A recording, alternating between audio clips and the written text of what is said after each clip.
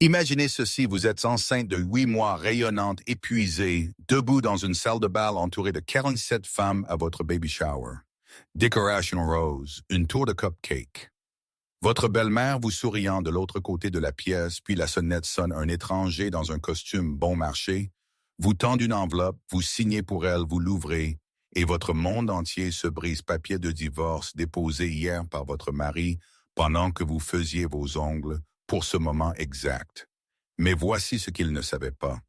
Ce que personne dans cette pièce ne savait, pendant qu'il pensait que vous étiez à la maison, à ne rien faire, pendant que sa mère vous dépréciait, pendant que tout le monde supposait que vous étiez juste une femme au foyer dépendante sans avenir. Vous construisez quelque chose d'extraordinaire. Quelque chose valant 2 milliards de dollars et demain matin, le monde entier le découvrirait.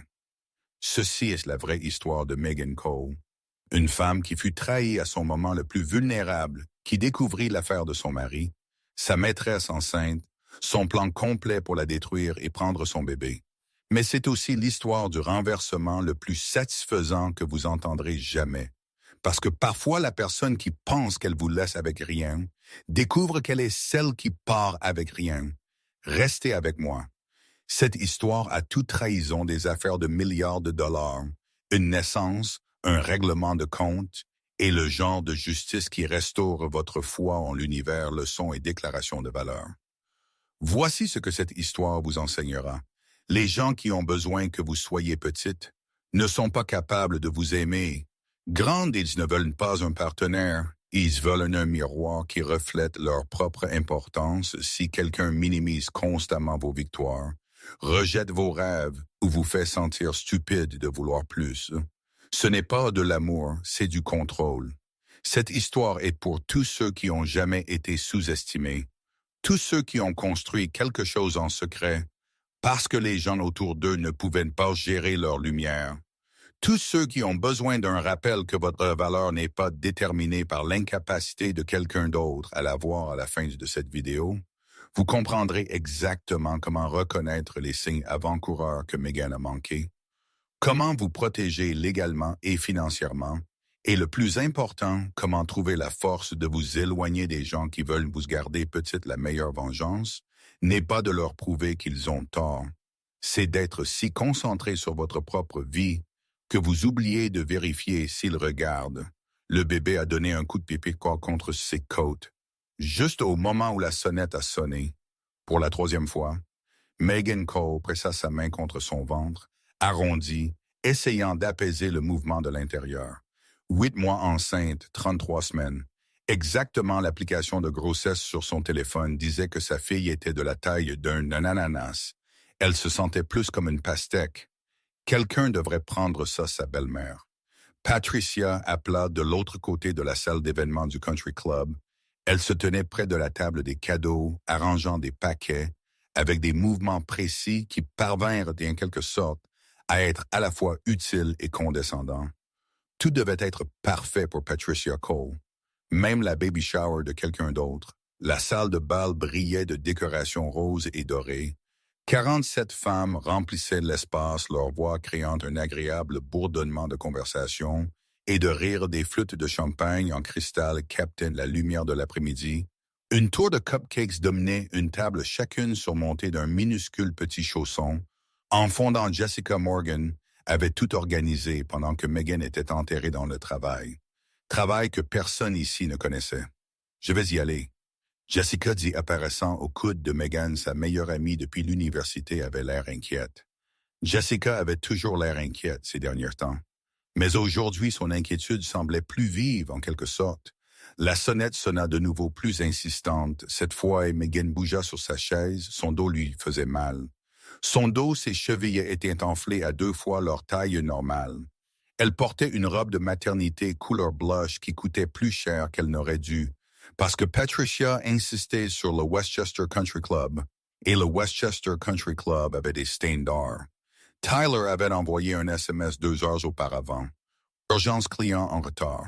Il essaierait de faire la dernière heure. Excuse, standard de Tyler absence. Standard de Tyler. Elle ne se souvenait plus de la dernière fois qu'il avait été pleinement présent pour quoi que ce soit. La concernant Jessica revint et son visage était devenu de la couleur du violet.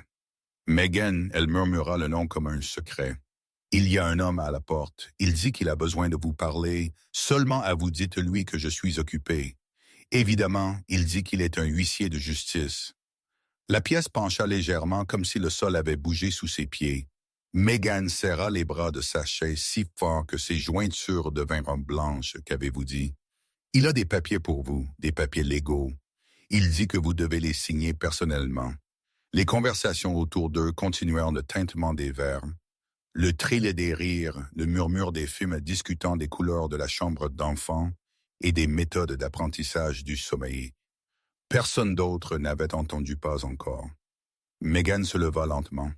Son corps protestait à chaque mouvement, ces jours-ci son centre de gravité si altéré par la grossesse. Que même marcher ressemblait à un acte de foi. Elle se dirigea vers l'entrée consciente des yeux suivant sa progression, les yeux de Patricia, surtout la traquant avec une expression que Megan ne pouvait pas tout à fait lire. L'homme à la porte portait un costume bleu. Marine Bonmarché et portait un dossier en cuir. Il avait l'air mal à l'aise, comme s'il savait exactement quel genre de bombe il était sur le point de faire exploser Rebecca & Cole. Megan tressaillit à l'utilisation de son nom légal complet. « Oui, c'est moi, j'ai besoin que vous signiez ici, s'il vous plaît. » Il tendit un presse-papier avec un formulaire attaché. Elle le prit avec des mains tremblantes, signa son nom d'une écriture à peine ressemblante à sa signature habituelle. Il lui tendit une épaisse enveloppe, Kraft. « Passez une bonne journée, madame. » Il tourna et s'éloigna rapidement, disparaissant le long du chemin manucuré du country club, avait probablement d'autres vies à ruiner. Aujourd'hui, Megan se tint dans l'entrée tenant l'enveloppe, papier lourd, poids. Officiel, l'adresse de retour était un cabinet d'avocats qu'elle ne reconnaissait pas. Quelque chose de froid s'installa dans son estomac, une prémonition qui semblait presque physique. Elle savait ce que c'était avant de l'ouvrir. Une partie d'elle le savait depuis des mois, peut-être des années, l'avait senti dans la distance croissante de Tyler. Ses nuits tardives, son intérêt soudain pour l'entraînement et l'achat de nouveaux vêtements, l'avait senti dans la façon dont il regardait son téléphone. Au lieu de son visage derrière elle, la fête était devenue silencieuse. 47 femmes faisant semblant de ne pas regarder toutes en faisant exactement cela.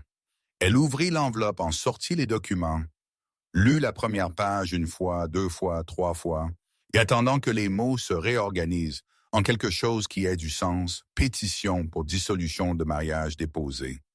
Hier, son mari avait demandé le divorce hier pendant qu'elle faisait ses ongles pour la shower, pendant qu'elle emballait des cadeaux de fête, pendant qu'elle faisait tout seul comme d'habitude, parce qu'il travaillait toujours travaillant le mensonge qu'elle avait accepté parce que la vérité était trop douloureuse à examiner la voix de Megan. Lauren coupa le bourdonnement dans ses oreilles. Sa meilleure amie se matérialisa à côté d'elle, jeta un coup d'œil à son visage et devint pâle. Qu'est-ce que c'est? Qu'est-ce qui ne va pas? Megan lui tendit les papiers, regarda l'expression de Jessica changer pendant qu'elle lisait, regarda la couleur s'échapper de son visage, regarda l'avocate et sa meilleure amie prendre le dessus, ses yeux scannant le document avec une efficacité professionnelle. Même si ses mains tremblaient, ce fils de Jessica se retint, jetant un coup d'œil à la pièce pleine de femmes qui avaient abandonné toute prétention de ne pas regarder. Nous devons parler maintenant quelque part en privé. Le téléphone de quelqu'un clignota. Le son inconfondable d'un obturateur d'appareil photo. Un autre flash d'une direction différente. Le moment était capturé, préservé pour la postérité. Et les médias sociaux, l'humiliation de Megan serait documentée, hashtagée, partagée avec des commentaires sympathiques qui, d'une manière ou d'une autre, rendraient tout pire. Patricia Cole traversa la pièce vers elle, ses talons claquaient sur le parquet, avec le pas mesuré de quelqu'un qui avait tout le temps du monde.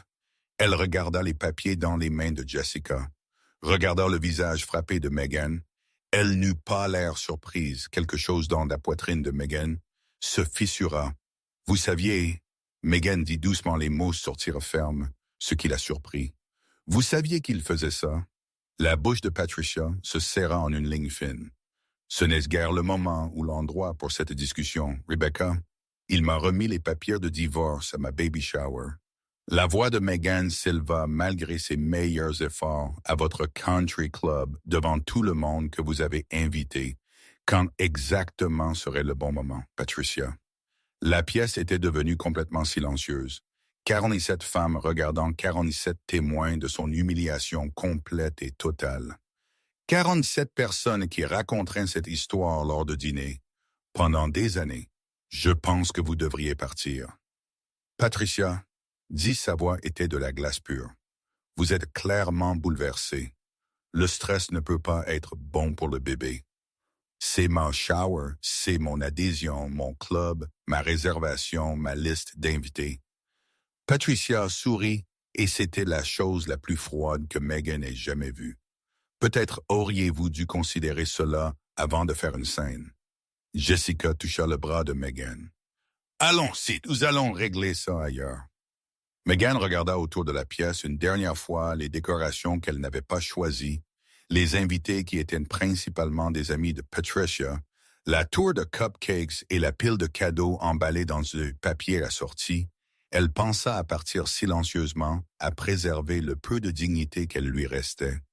Au lieu de cela, elle redressa sa colonne vertébrale, leva son menton, plaça ses 2 mains sur son ventre, où sa fille donnait des coups de pied et des coups de pied comme si elle essayait de se frayer un chemin. « Or, merci à tous d'être venus. » Elle dit, sa voix ne trembla pas. « Petite miracle, j'apprécie les cadeaux, j'apprécie votre temps. Comme vous l'avez peut-être compris, il y a eu un changement de plan. La shower est terminée, elle se dirigea vers la sortie, la tête haute. Jessica attrapa son sac à main et les clés de voiture derrière elle. Les murmures commencèrent une vague de son qui les suivit hors de la porte dans le parking. Megan arriva à sa voiture avant que ses genoux ne cèdent. Elle s'assit sur le siège du conducteur, fixa le volant et réalisa qu'elle ne se souvenait plus comment faire fonctionner ses mains. Tout semblait lointain, comme si elle se regardait de loin. Vous ne conduisez pas. Jessica glissa sur le siège passager et tendit sa main. « Donne-moi les clés. »« Meg, je vais bien. Vous n'allez pas bien. Personne n'irait bien. Donne-moi les clés. » Megan les lui tendit sans plus d'arguments. Elle n'avait pas l'énergie de se battre. Jessica démarra la voiture et sortit du parking du country club, passant les pelouses manucurées, passant les cours de tennis où des femmes en blanc jouaient à l'athlétisme, passant la vie que Patricia Cole avait voulu pour son fils qui apparemment n'incluait plus Megan. « Où veux-tu aller? » Jessica demanda. Megan pensa à la maison que Tyler avait insisté pour qu'ils achètent, quand sa carrière avait commencé à décoller 5 chambres, dont ils n'avaient pas besoin son nom sur l'acte, même si ses économies avaient couvert la compte. Ses meubles, sa décoration, son actif. Maintenant, selon la loi immobilière de New York, elle pensa à ce qui l'attendait là, la chambre d'enfant qu'elle avait peinte elle-même parce que Tyler voyageait toujours le berceau qu'elle avait assemblé seule la vie qu'elle construisait pour une fille, dont le père venait d'annoncer qu'il ne voulait plus être son père. « Emmène-moi au bureau. » Elle dit « Votre bureau. » Jessica la regarda, Megan. « Vous devriez vous reposer, vous devriez manger quelque chose. Vous devriez probablement voir votre médecin et vous assurer que votre tension artérielle n'est pas au plafond. » Le bureau, Megan répéta. « S'il te plaît, Jess, j'ai besoin d'être quelque part qui ait du sens tout de suite. » Jessica n'argumenta pas davantage. Elle connaissait Megan assez bien pour reconnaître quand insister ne ferait qu'aggraver les choses. Elles le conduisirent dans silence à travers les banlieues du Connecticut, passant devant des maisons qui ressemblaient aux rêves américains manifestés, passant devant des vies qui étaient probablement tout aussi compliquées que celles de Megan, même si elles n'en avaient pas l'air de l'extérieur. Quelle réunion! Jessica demanda. « Finalement, vous avez dit quelque chose à propos du bureau. Y a-t-il quelque chose qui se passe que je devrais savoir? » Megan regardait le paysage passer sans vraiment le voir. La question planait dans l'air entre elles, lourde d'implications. « Il y a quelque chose que je ne vous ai pas dit, Megan. » Dis lentement quelque chose que je n'ai dit à personne, ni à Tyler, ni à mes parents. Personne les mains de Jessica se resserrèrent sur le volant. D'accord, cela semble de mauvais augure. Vous vous souvenez, il y a 4 ans, quand j'ai quitté Google, vous avez dit que vous vouliez faire du conseil en freelance. Passer plus de temps à la maison. C'est ce que j'ai dit à tout le monde, Megan ferma les yeux. Ce que j'ai fait en réalité, c'est de créer une entreprise d'IA axée sur la logistique prédictive. Elle s'appelle NextGen AI Silence. Puis Jessica rit un son court et sec d'incrédulité. Vous avez créé une entreprise il y a 4 ans et vous ne l'avez jamais mentionné. Je l'ai mentionné. Vous n'avez juste jamais demandé de détails. Tyler n'a jamais demandé de détails. Personne n'a jamais demandé. Parce que personne ne pensait que j'étais capable de quoi que ce soit d'important.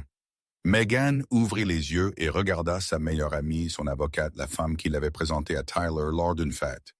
Il y a 6 ans demain matin, Megan dit, « Je signe des papiers qui vendront mon entreprise pour 2,2 milliards de dollars, ma part personnelle après impôt, et versement sera de 891 millions de dollars. » Jessica arrêta la voiture sur le côté de la route.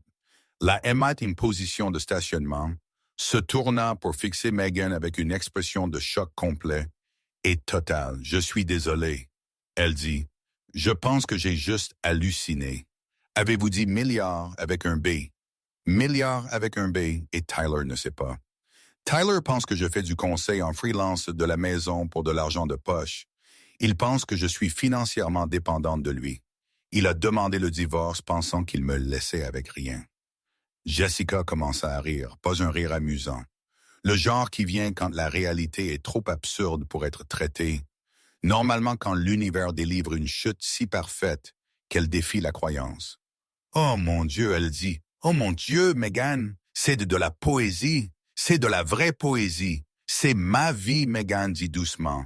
Et en ce moment, j'ai besoin d'aller au bureau parce qu'en moins de 24 heures, mon mari va découvrir exactement ce qu'il vient de laisser tomber et il va passer le reste de sa vie à le regretter. » Les bureaux de NextGen AI occupaient les 2 derniers étages d'un entrepôt converti à Stamford. Fenêtres industrielles, briques apparentes. Rien à voir avec les tours d'entreprise où Tyler passait ses journées à chercher un partenariat chez Morrison et Whitfield. 63 employés travaillaient ici, 63 personnes qui savaient exactement qui était Megan, qui respectaient ce qu'elle avait construit, qui ne l'avaient jamais fait. Se sentir petite ou incompétente ou invisible. Diane Foster attendait dans le hall quand elles arrivèrent à 58 ans. Diane avait construit et vendu 3 entreprises avant que la plupart des gens ne terminent leurs études supérieures. Elle portait ses cheveux argentés courts et sa confiance comme une armure. Elle avait trouvé Megan via un forum technologique. Il y a 4 ans, avait reconnu son génie avant tout le monde et avait été sa partenaire mentor et sa plus féroce défenseuse depuis elle. Jeta un coup d'œil au visage de Megan et dit 2 mots salle de conférence. Elles prirent l'ascenseur en silence. Jessica vibrait de questions à peine contenues, mais elle savait qu'il valait mieux ne pas les poser dans un espace où n'importe qui pourrait entendre. La salle de conférence avait des fenêtres du sol au plafond donnant sur la ville. Megan s'enfonça dans une chaise au bout de la table, pressa ses paumes contre la surface froide et se laissa respirer pour la première fois depuis que la sonnette avait sonné. « Dis-moi, Diane, dis tout. Tyler a demandé le divorce hier, m'a fait servir à ma baby shower aujourd'hui, devant sa mère qui était apparemment au courant. » À l'avance, l'expression de Diane ne changea pas. Elle avait tout vu pendant ses décennies d'affaires, rien ne la choquait plus, continue, ça empire. Megan sortit les papiers de son sac et les étala sur la table. Il a déposé dans un comté différent, a prétendu que j'avais abandonné le mariage, a listé mes revenus comme 0. Il demande que j'assume 70% de notre dette conjugale, y compris l'hypothèque, les cartes de crédit et les 2 paiements de voiture. Jessica se pencha en avant, son cerveau d'avocate pleinement engagé. Maintenant, il essaye de vous établir comme financièrement dépendante, coup classique dans les divorces à actifs élevés, faire passer l'autre partie pour impuissante, afin de pouvoir contrôler le récit. Mais ce n'est pas le pire, Megan continua. Il y a une pièce jointe, une évaluation psychiatrique affirmant que je suis mentalement instable. Dépression, anxiété, Risque de psychose postpartum. Possible, elle recommande que Tyler obtienne la garde temporaire du bébé pour sa propre sécurité. Diane prit le rapport psychiatrique, le lut avec des yeux perçants. Qui est ce Dr. Harold Whitmore? Je n'ai jamais entendu parler de lui. Je n'ai jamais vu de psychiatre de ma vie. Tyler a inventé ça. Diane, il a fabriqué un document médical pour essayer de prendre ma fille. Jessica était déjà sur son téléphone tapant rapidement. Harold Whitmore, laisse-moi faire une recherche pendant qu'elle travaillait. Megan se leva et marcha vers la fenêtre. La ville s'étendait sous elle, pleine de gens vivant leur vie ordinaire, des gens qui n'avaient aucune idée que son monde venait de s'effondrer. Il ne sait pas pour l'entreprise, elle dit doucement, aucun d'entre eux. Tyler pense que je ne suis rien, sa mère pense que je ne suis rien. Ils ont planifié cela ensemble, pensant qu'ils détruisaient quelqu'un d'impuissant. Diane se déplaça pour se tenir à côté d'elle. Et demain matin, nous clôturons l'accord Caldwell 2,2 milliards de dollars et Tyler découvre par les nouvelles exactement ce qu'il a jeté avant que Diane ne puisse répondre. Jessica fit un bruit de triomphe trouvé. Harold Whitmore a perdu sa licence médicale il y a 3 ans, fraude. Il a été pris en train de falsifier des dossiers de patients à des fins d'assurance. Quoique ce document, il ne vaut pas le papier sur lequel il est imprimé. Bien, Megan dit, documentez tout, je veux un dossier complet sur chaque mensonge qu'ils ont dit. Il y a plus à trouver. Jessica dit, je le sens. Ce niveau de planification le témine. J'ai la coordination avec Patricia, ce n'était pas impulsif. Il travaille là-dessus depuis des mois, alors nous devons savoir ce qu'il cache d'autre. Megan se détourna de la fenêtre malgré tout, malgré la trahison et l'humiliation et la peur qui s'enroulait dans son estomac. Elle ressentit quelque chose qu'elle n'avait pas ressenti depuis des années de la clarté. Tyler avait passé tout leur mariage à la faire se sentir petite, à remettre en question ses décisions, à rejeter ses idées, à changer de sujet. Chaque fois qu'elle essayait de partager son enthousiasme pour le travail, elle avait caché son succès. Non pas parce qu'elle le voulait, mais parce que chaque fois qu'elle en parlait, il trouvait un moyen de la faire se sentir stupide d'essayer. Elle en avait fini de se cacher. « J'ai besoin de rentrer à la maison », elle dit ce soir avant que Tyler ne revienne. Il y a des choses sur son ordinateur, des choses que j'avais peur de regarder. Diane hocha la tête. « Emmène Jessica avec toi, documenter tout, mais ne retire rien. Nous devons savoir à quoi nous avons affaire avant que les avocats n'interviennent. » Et l'affaire, Megan demanda. « L'équipe de Caldwell vient demain matin à 10 heures. L'affaire avance comme prévu. Vous avez travaillé 4 ans pour ça. Megan, vous avez sacrifié votre mariage, votre sommeil, votre santé. Ne laissez pas Tyler Cole vous prendre ça aussi. » La maison était sombre quand elles arrivèrent. Megan se tenait dans le foyer de la maison qu'elle avait décoré, meublé, entretenu et aimé, et se sentait comme une étrangère. Chaque pièce contenait des souvenirs de la vie, qu'elle pensait construire la cuisine où elle cuisinait des dîners, pour lesquels Tyler rentrait rarement le salon, où elle regardait des films seule pendant qu'il travaillait tard la chambre où ils avaient conçu le bébé. Qu'il ne voulait plus. Où est son bureau? Jessica demanda doucement au 2e étage au bout du couloir. Elles montèrent les escaliers, ensemble. La porte du bureau de Tyler était fermée mais pas verrouillée. Il n'avait jamais pris la peine de la verrouiller parce qu'il n'avait jamais imaginé que Megan violerait sa vie privée. Elle était trop confiante pour ça, trop naïve, trop désireuse de croire le meilleur en lui plus maintenant. L'ordinateur portable était exactement là où elle s'attendait à le trouver, caché derrière des livres sur l'étagère. Comme un secret coupable, elle l'alluma et fixa l'invite de mot de passe. Elle essaya sa date d'anniversaire faux, sa date d'anniversaire faux, leur anniversaire faux, puis elle essaya autre chose. Vanessa suivit de 4 chiffres. 3, 2, 8. L'ordinateur portable se déverrouilla. Qui est? Vanessa. Jessica demanda sa parajuriste. La voix de Megan sonnait creuse dans ses propres oreilles. Son anniversaire est le 28 mars. Elle ouvrit son email, le compte personnel, pas celui du travail, celui qu'il pensait être complètement privé. Les emails remontaient à 16 mois avant la grossesse, avant ce que Tyler avait appelé leur fenêtre de conception optimale. Synchroniser un bébé comme une décision commerciale. Les premiers messages étaient presque innocents. Question de travail, planification. Le genre de communication que l'on attendrait entre un avocat et son assistante, puis ils ont changé commentaire. Coquin blague privée. Plan de se rencontrer en dehors du bureau. 6 mois. Auparavant, ils étaient explicites. Nom d'hôtel, numéro de chambre, description de choses que Megan ne pouvait pas se résoudre à lire complètement. Megan Jessica dit « Vous n'avez pas à continuer de chercher. Oui, je le fais. » Elle fit défiler les messages les plus récents. Trouva un fil intitulé « Stratégie de sortie ». L'ouvrit, l'email était de Tyler à son avocat de divorce avec Amanda. En copie, une fois que le bébé arrivera, elle sera trop dépassée pour se battre. Nous établissons qu'elle est mentalement instable, obtenons la garde temporaire, puis négocions. Elle acceptera n'importe quel accord que nous offrirons juste pour voir son enfant bonus. Personne ne croira la femme enceinte au chômage plutôt qu'un avocat prospère, mais ce n'était pas le pire. Le dernier email du fil était daté d'hier, envoyé pendant que Megan faisait ses ongles en préparation pour la shower.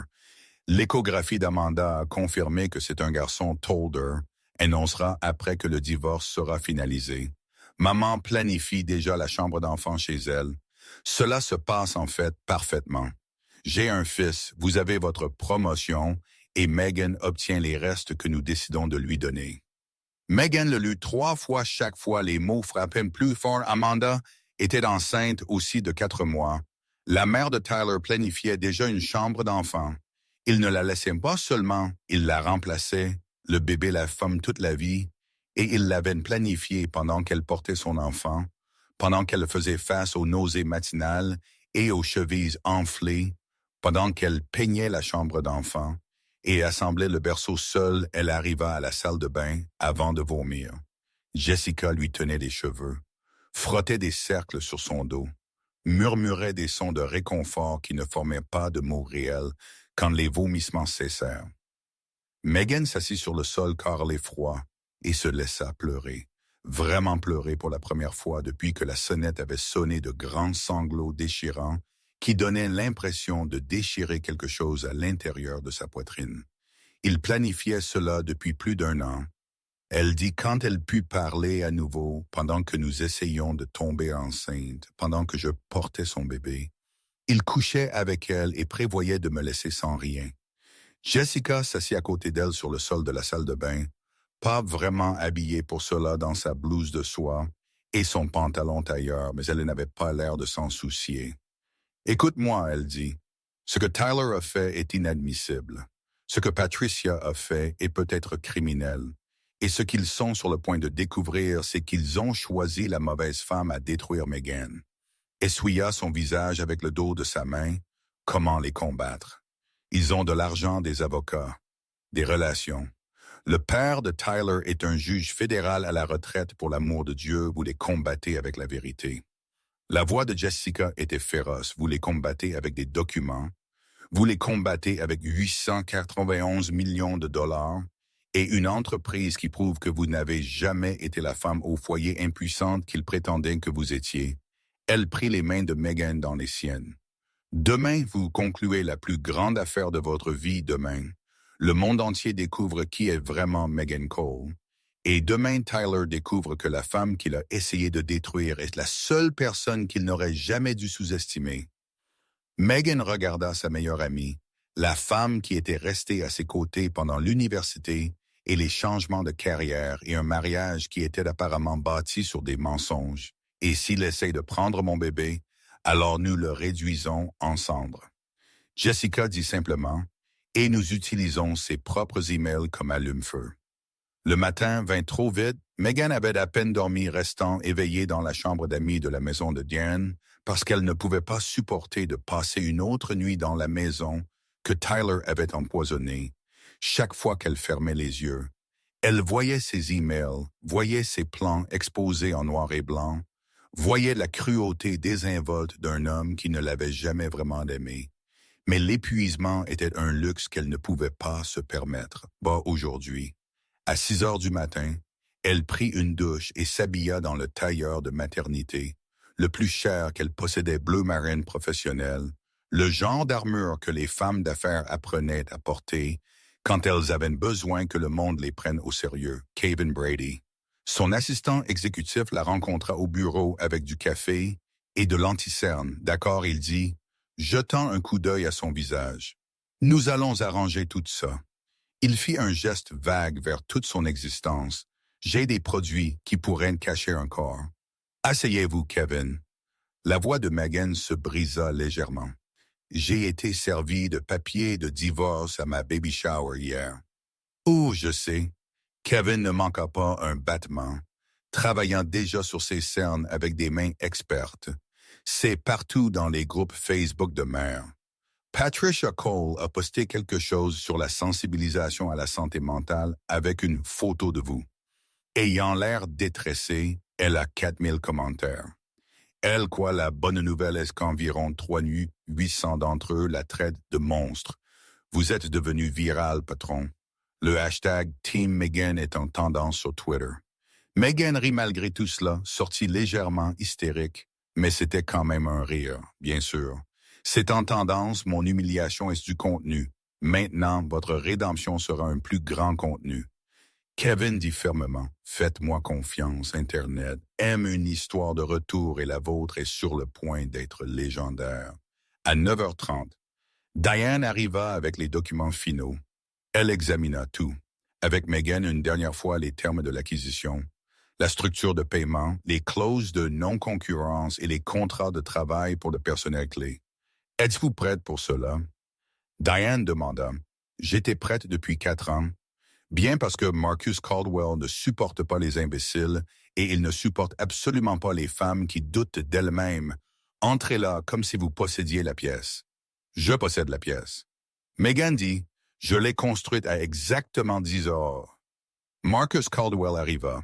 Il avait 71 ans et ressemblait à un homme qui avait passé chacune de ses années à construire des choses qui comptaient cheveux gris, yeux perçants, un costume cher qui réussissait d'une manière ou d'une autre à être discret. Il amena 6 avocats, 4 cadres et 2 spécialistes techniques qui poseraient des questions conçues pour exposer toute faiblesse dans son système. Megan les rencontra tous avec une poignée de main et un sourire qui ne faiblit pas, Madame Cole Caldwell. Dit, il jeta un coup d'œil à son ventre aux bagues, toujours à son doigt, ou devrais-je dire, Madame Cole Megan, ça va les 2 heures suivantes, furent les plus intenses de sa vie professionnelle. Elle présenta sa technologie, expliqua ses algorithmes, défendit ses choix architecturaux contre des questions conçues pour percer des trous dans sa logique. Le spécialiste technique poussa fort, mais elle repoussa plus fort. C'était sa création. Son bébé dans un sens différent de celui qui appuyait actuellement contre sa vessie. Elle s'excusa 2 fois pour aller aux toilettes. Le joua avec un humour autodérision sur les joies de la grossesse au 3e trimestre. Les hommes en costume rirent poliment. La seule femme de l'équipe de Caldwell, une vice-présidente senior nommée Catherine Walsh, lui donna un regard de solidarité complice à midi. Les questions avaient cessé, la pièce devint silencieuse. Marcus Caldwell regarda son équipe. Ils hochèrent de la tête. Parlons chiffres, il dit. La négociation prit une autre heure, aller-retour sur les valorisations, les structures d'intéressement, les délais d'intégration, les garanties d'emploi pour son personnel à travers tout cela. Megan Tan, bon, elle savait ce que valait son entreprise, elle savait ce qu'elle valait. Et pour la première fois depuis des années, elle ne s'excusa pour rien. À 13h47, elle signa son nom sur la dernière page 2 à 2 milliards de dollars. Sa participation personnelle, 891 millions après impôts, elle l'avait fait contre toutes les attentes, tous les rejets. Chaque fois que Tyler avait changé de sujet, quand elle essayait de parler de son travail, elle avait construit quelque chose d'extraordinaire, pendant que tout le monde pensait qu'elle ne faisait rien. Caldwell lui serra la main avec un respect sincère.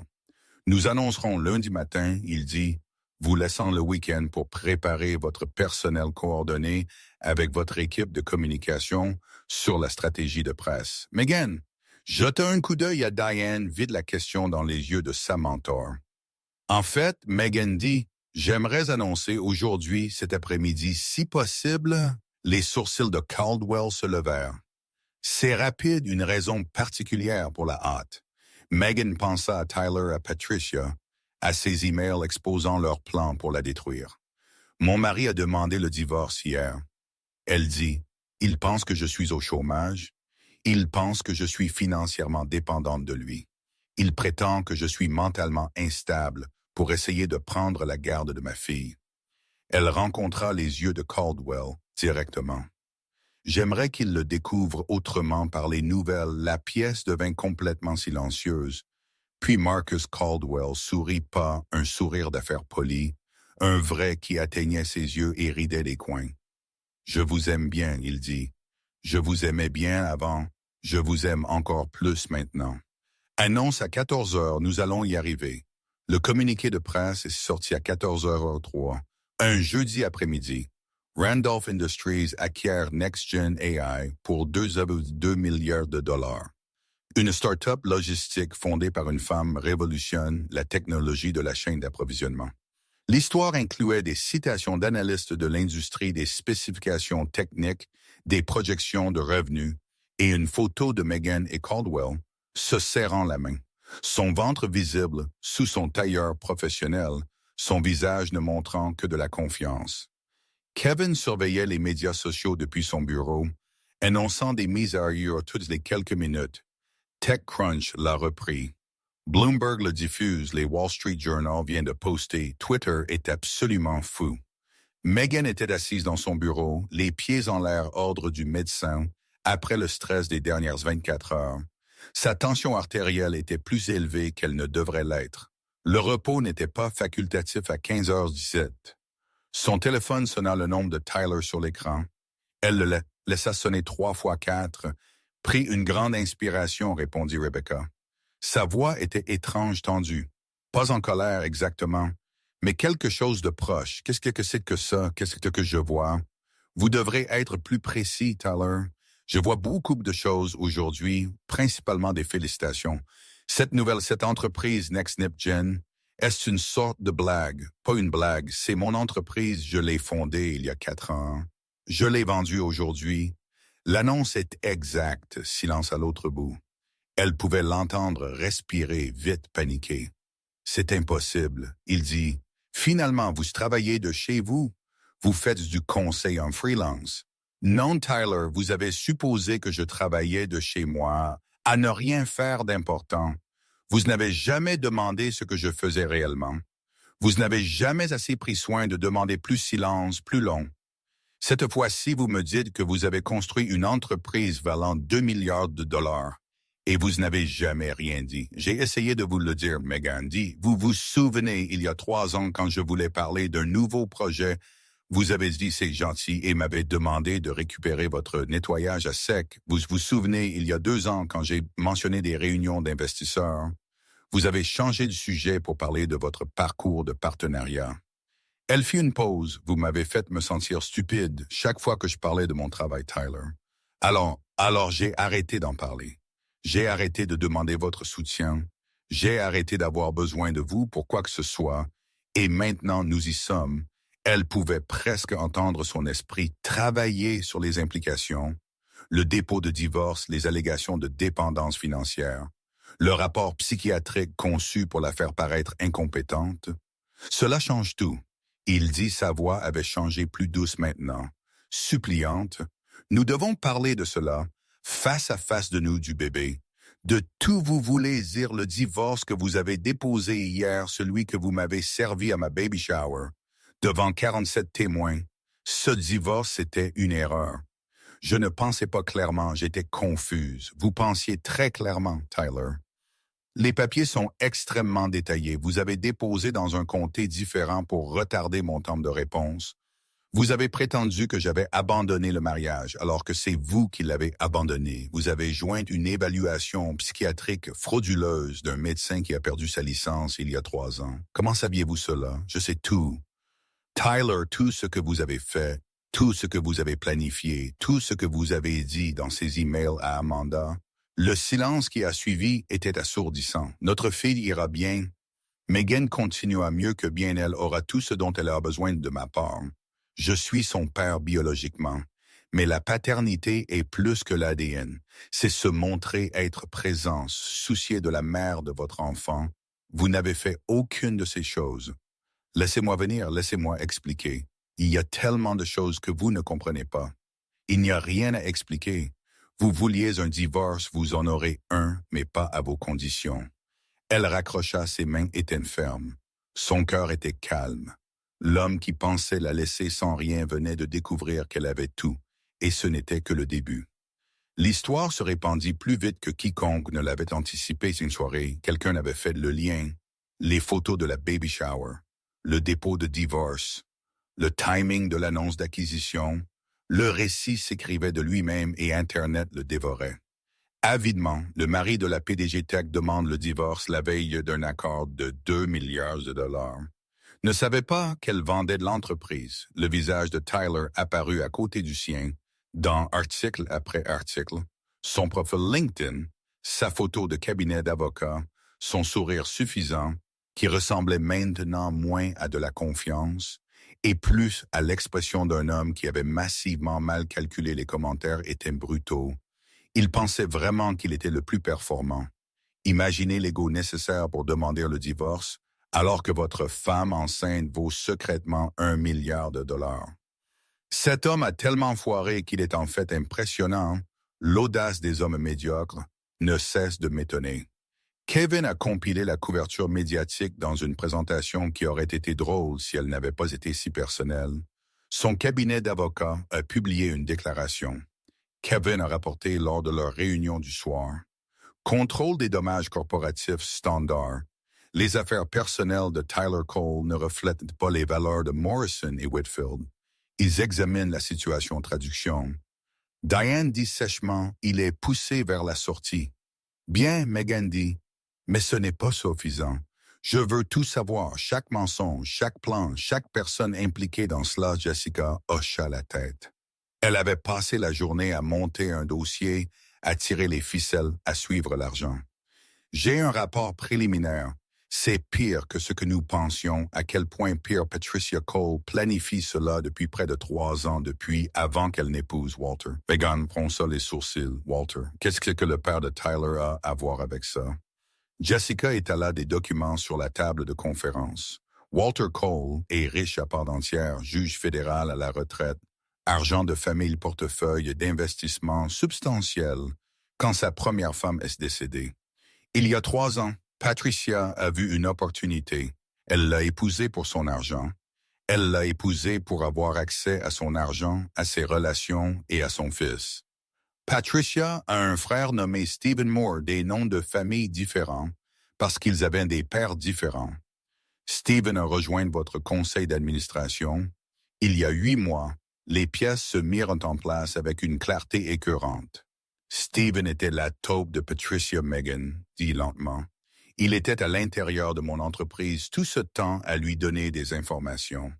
Jessica confirma, y compris des détails sur l'affaire Caldwell. Patricia savait que vous étiez sur le point de devenir très riche. C'est pourquoi le timing était si précis, demander le divorce avant que l'accord ne soit conclu, établir Tyler comme le principal pourvoyeur de fonds, prétendre que vous êtes instable, puis se battre pour la moitié de tout pendant le règlement. Ils allaient voler mon entreprise, ils allaient essayer la voie de Jan était de la glace. Ils ont sous-estimé la rapidité de votre annonce en rendant public aujourd'hui. Au lieu de lundi, vous avez changé le récit maintenant. Tyler a l'air d'un idiot au lieu d'une victime, mais ce n'est pas tout. Jessica sortit un autre document. Amanda Ross n'est pas seulement la maîtresse de Tyler, elle est aussi enceinte de 4 mois.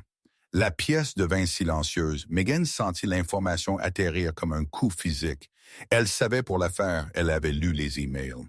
Mais l'entendre confirmer, savoir qu'il y avait un autre bébé, une autre famille que Tyler avait construite pendant qu'elle portait son enfant, il l'a rendue enceinte pendant que j'étais enceinte. Elle dit, pendant que je gérais les nausées matinales et les chevilles enflées, pendant que je peignais la chambre d'enfant et assemblais le berceau seul. Oui, Jessica dit doucement, je suis désolé, Meg. Quoi d'autre? Il y a une stratégie de garde dans les dossiers de Tyler. Le plan était de vous établir comme mentalement inapte, obtenir la garde temporaire de votre bébé et la placer avec Amanda. Patricia aiderait à l'élever. Vous obtiendriez des visites supervisées. Au mieux, il voulait prendre ma fille et la donner à sa maîtresse. Il voulait vous effacer complètement. Megan se leva, marcha vers la fenêtre, regarda les lumières de la ville, se répandant en dessous des gens ordinaires, vivant des vies ordinaires pendant que son monde brûlait et se reformait en quelque chose de nouveau. Alors nous ne nous battons pas seulement contre eux. Elle dit, nous les détruisons légalement, financièrement, publiquement. Je veux que chaque mensonge soit exposé, chaque conspirateur nommé. Je veux que le monde voit exactement quel genre de personnes ils sont. Ça va être une guerre. Diane prévint. Tyler et des ressources. Patricia et des relations. Cela ne sera ni rapide ni propre. Bien. Megan se tourna pour leur faire face. Je n'ai pas construit une entreprise d'1 milliard de dollars en reculant devant des combats difficiles et je ne vais pas commencer maintenant. La première frappe vint le lendemain matin. Megan prit un risque. Elle appela Walter Cole, le père de Tyler, et lui demanda de la rencontrer. Il accepta immédiatement. Sa voix au téléphone semblait vieille, fatiguée, différente de la présence autoritaire dont elle se souvenait lors des réunions de famille. Ils se rencontrèrent dans un café tranquille à Greenwich, territoire neutre, pas de témoins, sauf Jessica qui attendait dans la voiture avec son téléphone enregistrant via une application légale. Walter avait l'air d'avoir vieilli de 10 ans du jour au lendemain. Le juge fédéral à la retraite connu pour son esprit vif et ses décisions plus tranchantes s'assit en face de Megan avec des mains qui tremblaient légèrement alors qu'il soulevait sa tasse de café. J'ai vu les nouvelles, il dit à propos de votre entreprise. Tout le monde a vu les nouvelles. J'ai aussi vu le dépôt de divorce. Tyler me l'a apporté il y a 3 jours, m'a demandé de l'examiner. Il a dit que vous deveniez irrationnel, qu'il était inquiet pour le bébé, et vous l'avez cru. Les yeux de Walter rencontrèrent les siens. J'ai cru ce que ma femme m'a dit. Patricia a dit que vous aviez agi de manière erratique, que vous aviez besoin d'aide, que Tyler essayait de protéger son enfant. Megan tendit la main dans son sac, sortit un dossier, le glissa sur la table. J'ai besoin de vous montrer quelque chose. Elle dit, cela va être douloureux, et je suis désolé pour cela, mais vous méritez de connaître la vérité. Walter ouvrit le dossier. Lut la première page, la couleur s'échappa de son visage. À l'intérieur se trouvaient les emails. La stratégie de sortie, les références à la grossesse d'Amanda, la partie concernant Patricia, planifiant la chambre d'enfant chez elle.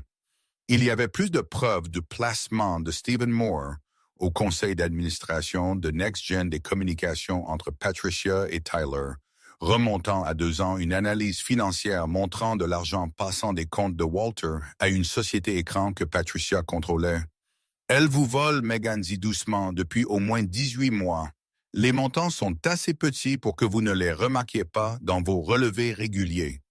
Mais cela s'additionne près de 200 000 $, Walter lut en silence. Sa main tremblait plus fort à chaque page. Je savais que mon fils était faible. Il dit finalement, je ne savais pas qu'il était cruel. Je ne vous demande pas de choisir un camp, Megan dit. Je vous demande de voir la vérité. De comprendre que Patricia vous a utilisé pour m'atteindre, qu'elle planifie cela depuis des années. Elle, Walter s'arrêta, avala difficilement. Elle m'a dit que vous étiez instable, que Tyler avait peur pour le bébé, qu'il avait besoin de mon soutien. La croyez-vous maintenant? Longue pause, le café bourdonnait d'une activité silencieuse autour d'eux. Des gens normaux, ayant des conversations normales, pendant que Megan attendait une réponse qui pourrait tout changer. Non, Walter dit. Je ne la crois plus. De quoi avez-vous besoin de ma part? Megan pensa à Tyler, à Patricia, au plan de prendre sa fille et de l'effacer de sa propre vie. J'ai besoin d'un allié, quelqu'un à l'intérieur qui peut m'aider à comprendre leurs prochains mouvements avant qu'ils ne le fassent. Vous voulez que j'espionne ma propre femme. Je veux que vous décidiez quel genre d'homme vous êtes. Megan dit le genre qui protège les gens qui le méritent, ou le genre qui détourne le regard pendant que des innocents sont blessés. Walter Cole la regarda pendant un long moment, puis il hocha la tête lentement. Dites-moi ce dont vous avez besoin. La première semaine après l'annonce fut le chaos géré par des mains compétentes. Jessica déposa des requêtes pour bloquer les revendications de divorce de Tyler Diane, géra les demandes de la presse avec une déflexion exercée. Kevin géra le récit des médias sociaux, transformant l'histoire de Meghan en un symbole d'autonomisation féminine qui résonna bien au-delà de l'industrie technologique. Le hashtag Team Meghan avait plus de 2 millions de publications des femmes partageant leurs propres histoires, d'être sous-estimées, de construire des choses, pendant que leurs partenaires les rejetaient de découvrir une force qu'elles ne savaient pas avoir. Cela ressemblait à une victoire, puis tout s'effondra. À 6h le mardi, Diane appela une réunion d'urgence. Son visage sur l'écran vidéo était sombre, d'une manière que Meghan n'avait jamais vue auparavant. Caldwell se retire. Elle dit quoi? Meghan sentit le sol s'incliner sous elle. Nous avons signé les papiers. Nous avons un accord contraignant. Il y a une clause de moralité. Quelqu'un a envoyé à son conseil d'administration les publications virales à votre sujet. Le récit d'instabilité mentale. Le rapport psychiatrique, il s'inquiète de l'image. Le rapport psychiatrique est frauduleux. Nous pouvons le prouver. Je sais, mais la perception va plus vite que la vérité en affaires. Ils veulent suspendre l'acquisition jusqu'à ce que les choses se calment, revoir les termes éventuellement renégociés. Combien de temps? Diane hésita. Ce n'était jamais un bon signe. Ils parlent d'un délai de 60 jours, peut-être plus, si le divorce devient compliqué. 60 jours, 2 mois d'incertitude, 2 mois de l'incertitude, 2 mois d'avocats de Tyler utilisant le délai pour construire leur dossier. Tyler n'est pas au courant de l'accord, Meghan dit lentement. Il n'aurait pas pu faire ça, non? Diane acquiesça. Mais quelqu'un de notre conseil d'administration l'a fait. La réalisation la frappa comme de l'eau glacée. Stephen Moore, le frère de Patricia, avait alimenté l'ennemi en informations depuis le jour où il a rejoint le conseil d'administration, les horaires des réunions, les projections financières, les détails de la négociation, Caldwell, qui leur permettrait de la saboter au pire moment possible. Ils ont planifié cela. Meghan dit le divorce, le rapport psychiatrique, la fuite à Caldwell, tout est coordonné et nous sommes tombés dedans. Diane dit « Je suis désolé, Meghan. J'aurais dû vérifier. » Stephen plus attentivement. Nous aurions dû toutes les deux avant qu'elle ne puisse élaborer une stratégie. Jessica fit irruption dans la pièce. Son visage était blanc. Tyler est là, elle dit. Il est dans le parking. Il est au courant de la situation. Caldwell, d'une manière ou d'une autre. Comment pourrait-il le savoir? Je ne sais pas, mais il menace de déposer une plainte contre l'entreprise propriété matrimoniale. Il dit que tout ce que vous avez construit pendant le mariage est à moitié à lui. Il n'a rien contribué. Il n'a pas à prouver une contribution. Il doit juste prouver le calendrier. New York est compliqué. Meghan, cela pourrait devenir très laid très vite. Le téléphone de Meghan vibra un SMS d'un numéro qu'elle ne reconnaissait pas. « Viens dehors, nous devons parler. C'est ta seule chance de faire disparaître ça tranquillement. » Elle le montra à Jessica qui secoua la tête avec véhémence. « N'engagez pas. Laissez-moi m'en occuper par les voies légales. » Mais Meghan se dirigeait déjà vers l'ascenseur. Elle avait besoin de voir son visage, avait besoin de comprendre comment l'homme qu'elle avait épousé, l'homme qu'elle avait aimé, était devenu quelqu'un capable d'une telle cruauté calculée. Tyler se tenait à côté de sa voiture dans le parking. Il avait l'air différent de ce dont elle se souvenait, plus mince, plus dur. Le sourire charmant dont elle était tombée amoureuse n'était nulle part évident. « Rebecca, il dit, merci d'être descendue. » Meghan s'arrêta à 3 mètres assez près pour parler assez loin pour courir si elle en avait besoin. « Vous avez dit que vous pouviez faire disparaître ça. » Elle dit. J'écoute le sourire de Tyler revint, mais il était plus froid maintenant, plus prédateur. Voici comment ça va fonctionner. Vous allez me céder 40% de vos actions de la société. En échange, je retirerai la demande de divorce et la demande de garde. Nous annoncerons que nous nous sommes réconciliés, ferons de la presse sur la pression de l'entrepreneuriat sur les mariages. Tout le monde aimera une histoire de rédemption. Vous voulez que je vous donne presque 400 millions de dollars. Je veux ce qui est juste. Vous avez construit cette entreprise pendant notre mariage selon la loi de New York. J'ai droit à la moitié. Je suis généreux avec 40%. Megan Retzla, sortie aiguë et amère. Vous êtes généreux. Vous avez demandé le divorce en prétendant que j'étais mentalement instable. Vous avez fabriqué un rapport psychiatrique. Vous avez couché avec votre parajuriste pendant plus d'1 an et l'avez rendue enceinte pendant que je portais votre enfant. Rien de tout cela n'a d'importance légalement.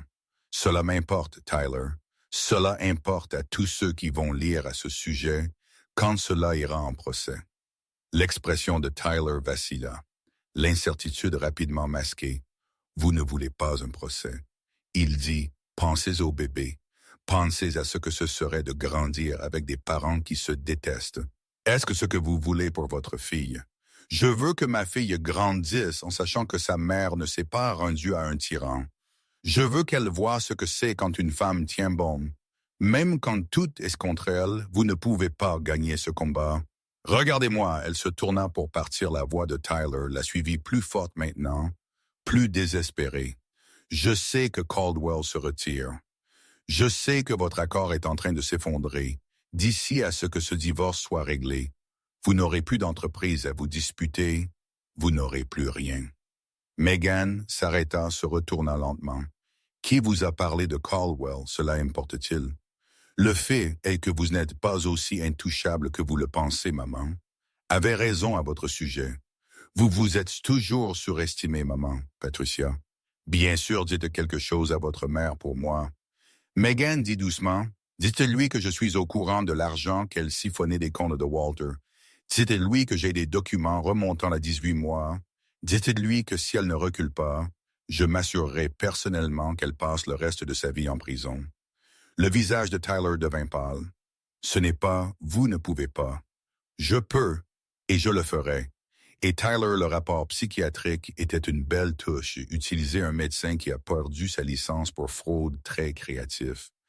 Mais vous auriez dû vérifier si j'avais accès au dossier du conseil médical avant d'essayer ce mensonge particulier. Elle s'éloigna sans regarder en arrière. Ses mains tremblaient. Mais sa voix avait été ferme. Elle avait appris il y a longtemps comment cacher la peur derrière la confiance, comment simuler la force jusqu'à ce qu'elle devienne réelle. La confrontation avec Tyler fut la dernière chose normale qui se produisit pendant 3 jours à 2 heures du matin le vendredi. Megan se réveilla avec une douleur aiguë des contractions. Pas les Braxton Hicks qu'elle avait ressenties pendant des semaines. Celle-ci était différente, plus forte, plus rythmique, trop tôt. Elle n'était qu'à 34 semaines. Elle essaya d'appeler Jessica, mais son amie était en avion de retour de déposition en Californie. Diane était à New York, rencontrant des investisseurs. Kevin dormait et ne répondait pas à son téléphone. Megan se conduisit à l'hôpital. Chaque contraction lui donnait l'impression que son corps essayait de se retourner. Le bébé appuyait contre ses côtes, contre sa colonne vertébrale, exigeant de l'attention de la manière la plus primaire possible. Le docteur Sarah Mitchell la rencontra aux urgences, un coup d'œil à ses constantes vitales, et l'humour s'échappa du visage du médecin. Votre tension artérielle est dangereusement élevée, 150/100, signe de prééclampsie. Nous devons accoucher ce soir, non? Megan entendit la panique dans sa propre voix. Je ne suis pas prête. L'accord s'effondre dans 72 heures. Si je ne peux pas le réparer. J'ai des réunions des dépôts légaux. Je ne peux pas juste. Megan, la voix du docteur Mitchell coupa sa spirale. Si nous n'accouchons pas maintenant, vous pourriez avoir une crise, votre fille pourrait mourir. Vous pourriez mourir, les mots frappèrent comme des coups physiques. Elle était seule enceinte de 8 mois dans un hôpital à 2 heures du matin, sans personne qui l'aimait à proximité. Elle appela la seule personne à laquelle elle pouvait penser. Walter, sa voix se brisa. J'ai besoin d'aide.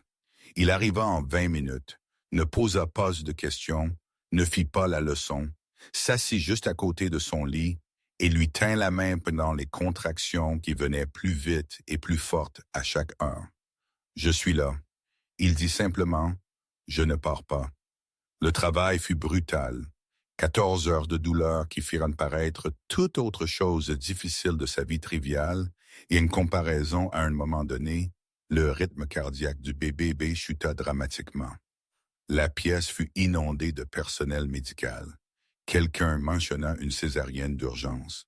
Megan cria non pas de douleur, bien qu'il y en ait eu beaucoup, mais de terreur, de la peur accablante qu'elle était, sur le point de perdre la seule chose qui comptait plus que l'argent, ou la vengeance, ou la vindication, à 17h33. Le vendredi, Emma Cole naquit 6 livres, 1 once petite, mais en bonne santé, rosse et hurlante, et absolument parfaite. Ils la placèrent sur la poitrine de Megan Poe. Contre Poe, le bébé cessa de pleurer immédiatement. Ouvrit ses yeux et regarda sa mère avec une expression qui semblait bien trop connaisseuse pour un nouveau-né. « Bonjour, Emma. » Megan murmura. « Je suis ta maman. » Walter coupa le cordon à sa demande, sa main trembla. Ses yeux étaient mouillés. « Elle est belle, » il dit, « elle vous ressemble bien. » Mais la joie ne dura que quelques heures. 3 heures après l'accouchement, le téléphone de Megan vibra avec une notification email du conseil d'administration de NextGen en raison de litiges en cours et de préoccupations concernant la stabilité de l'entreprise. Le conseil a voté le retrait de Megan Cole en tant que PDG. Avec effet immédiat, Stephen Moore servira de PDG par intérim jusqu'à ce que l'acquisition de Caldwell soit résolue. Ils avaient pris son entreprise pendant qu'elle était en travail. Le conseil d'administration, Stephen Moore, contrôlait maintenant l'entreprise qu'elle avait construite avec 4 ans de journée de 18 heures. L'accord qui devait tout changer partit. Tout cela en un seul vote, pendant qu'elle mettait sa fille au monde. Megan était allongée dans son lit d'hôpital. Emma dormait dans le berceau à côté d'elle. Le moniteur bipait régulièrement en arrière-plan, et pour la première fois depuis la baby shower, elle pleura. La chambre d'hôpital était silencieuse à l'exception de la respiration douce d'Emma et du bip régulier des moniteurs. Megan fixa le plafond, 2 heures du matin. Elle était éveillée depuis près de 20 heures. Mais le sommeil semblait impossible. Chaque fois qu'elle fermait les yeux, elle voyait le visage de Stephen Moore, entendait le langage clinique de l'email du conseil, ressentait le poids de tout ce qu'elle avait construit s'effondrer autour d'elle. Son téléphone sonna, Jessica. « Je viens d'atterrir. » Jessica dit, sa voix semblait rauque de fatigue et de voyage. « J'ai vu la notification du conseil. Dis-moi que ce n'est pas réel. C'est réel, ils ont voté 6 contre 3. Stephen avait construit des alliances pendant des mois.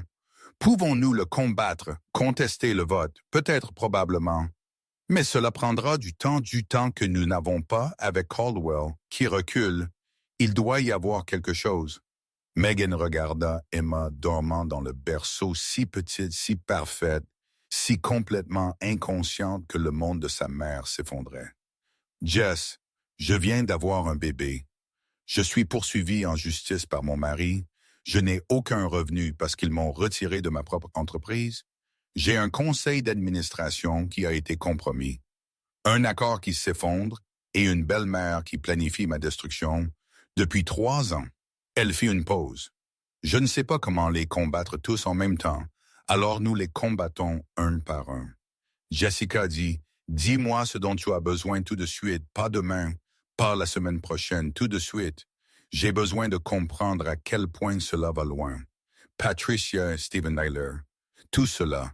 J'ai besoin de voir l'ensemble de l'image. Je suis en route pour l'hôpital. J'apporterai tout ce que j'ai. » Jessica arriva 1 heure plus tard avec du café, des documents et l'expression déterminée de quelqu'un qui avait déclaré la guerre. Elles étalaient des papiers sur le lit d'hôpital de Megan pendant qu'Emma dormait, et les infirmières de nuit allaient et venaient. L'image qui émergea était pire que ce que Megan avait imaginé. Patricia Cole avait épousé Walter spécifiquement pour avoir accès aux relations de sa famille. Son frère Stephen avait été un échec commercial, rebondissant entre les entreprises, laissant une traînée de poursuites judiciaires et d'affaires douteuses quand il a rejoint le conseil d'administration de NextGen. Patricia a vu une opportunité de finalement le mettre en place avec quelque chose de réussi, mais elles n'avaient pas compté sur le succès de Megan elle-même. Quand Patricia a réalisé à quel point NextGen était réellement précieuse, le plan a changé au lieu de simplement soutenir la carrière de Tyler. Elle prendrait l'entreprise de Meghan entièrement, le divorce, l'évaluation psychiatrique, la menace de garde, tout cela était conçu pour la déstabiliser, pour la faire paraître incompétente, pour créer des motifs de la retirer de son propre conseil d'administration, et cela a presque fonctionné. Et Caldwell Meghan demanda, « Y a-t-il un moyen de sauver l'accord? » J'ai parlé à Diane Jessica, dit attentivement. Elle était au téléphone avec Marcus Caldwell toute la journée. Il est sympathique, mais son conseil d'administration est effrayé. Ils ont besoin d'être rassurés sur la stabilité de l'entreprise, que le drame de leadership ne les suivra pas à travers l'acquisition. Drame de leadership, c'est ce qu'ils appellent ça, langage d'entreprise pour désordre. Ils ne veulent pas toucher Meghan. Fermant les yeux, l'épuisement était accablant. Maintenant, appuie. En Sorel, comme un poids physique, je ne peux pas faire ça. Elle murmura. Je ne peux pas les combattre. Je n'ai plus rien. Il vous reste Emma, la voix de Jessica était douce mais ferme. Il vous reste moi. Il vous reste Diane. Il vous reste Walter, pour ce que ça vaut. Ils ont pris mon entreprise, Jess. La chose que j'ai construite pendant 4 ans, ils l'ont juste prise, alors nous la reprenons. Comment je viens d'avoir un bébé, je me remets d'une urgence médicale. Je peux à peine m'asseoir sans que ma tension artérielle ne monte en flèche. Jessica s'assit sur le bord du lit, prit la main de Meghan dans les siennes. Écoutez-moi, elle dit, ce qu'ils ont fait était illégal. Le vote du conseil d'administration a été compromis par un membre avec des conflits d'intérêts non divulgués. Le rapport psychiatrique était frauduleux. Le timing du dépôt de garde était conçu pour interférer avec une transaction commerciale. N'importe laquelle de ces choses serait un motif d'action en justice ensemble. Ce sont des motifs de poursuite pénale. Les poursuites pénales prennent des années, mais la menace de poursuite pénale fonctionne en quelques jours. Jessica dit, nous n'allons pas les surclasser légalement. Meghan, nous allons les surclasser stratégiquement, les frapper là où ils sont les plus faibles, avant qu'ils ne réalisent que nous ripostons. Où sont-ils les plus faibles? Jessica sourit. Ce n'était pas un sourire gentil. Le frère de Patricia, Stephen, a un historique de fraude financière, des petites choses la plupart du temps, mais assez pour établir un schéma. Si nous pouvons prouver qu'il a agi en coordination avec Patricia pour manipuler le conseil d'administration de NextGen, c'est de la conspiration de la fraude par fil, possiblement des violations RICO, si nous pouvons le lier à l'argent qu'elle a déplacé des comptes de Walter et Tyler. Tyler a utilisé un document médical frauduleux dans des dépôts judiciaires. C'est du parjure, c'est un motif de radiation. Sa carrière entière se termine au moment où nous présentons cette preuve. Et Patricia elle-même. Patricia est le maillon le plus faible de tous. Jessica dit parce qu'elle a fait une erreur critique. Quelle erreur? Elle a épousé Walter Cole, un juge fédéral à la retraite avec 40 ans de contact dans le système juridique, un homme qui lui faisait confiance, qui la croyait, quand elle disait que Meghan était dangereuse.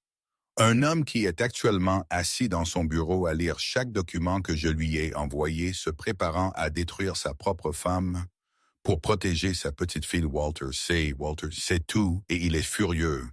Meghan regarda sa fille dormant paisiblement, si innocente, si inconsciente des tempêtes qui faisaient rage autour de sa petite vie.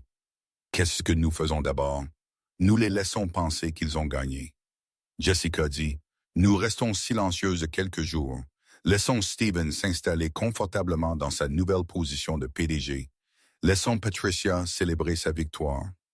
Laissons Tyler croire qu'il est sur le point de prendre la moitié de tout, et ensuite nous brûlons tout. 3 jours passèrent 3 jours de silence. 3 jours à laisser l'ennemi croire qu'il avait réussi. 3 jours de Meghan retrouvant ses forces pendant que Jessica et Diane travaillaient en coulisses. Le lundi matin, Walter Cole entra dans les bureaux de NextGen sans prévenir. Il portait des documents, des preuves de son investissement anonyme de 4 millions de dollars dans l'entreprise des preuves, qui faisait de lui le plus grand actionnaire individuel après Meghan et Diane. Des preuves que Stephen Moore n'avait jamais pris la peine de découvrir. La réunion du conseil d'administration, qui suivit dura 4 heures.